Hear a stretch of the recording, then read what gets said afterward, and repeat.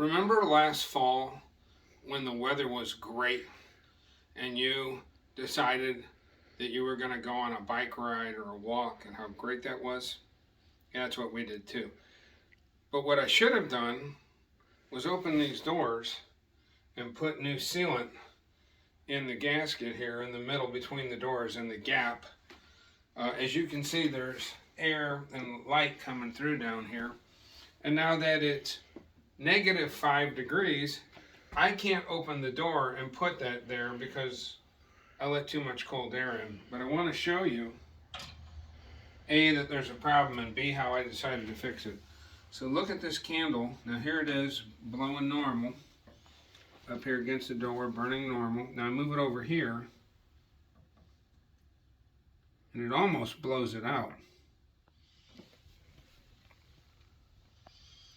So, I started thinking, how could I solve this problem without opening that door?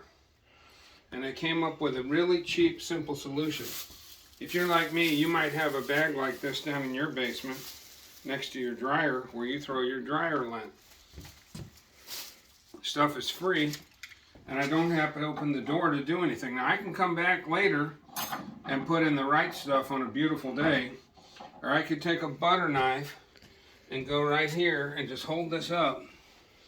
I'm going to scoot over. I'm right-handed. And just take this with a butter knife and push it into the crack.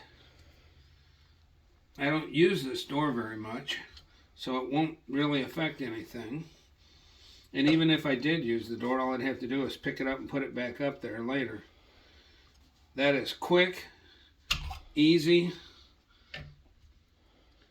and for now, a good temporary fix that'll solve my problem.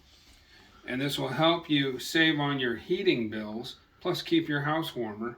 And it would also help you combat climate change because you're not wasting your power to heat a house that's getting filled up with really cold air.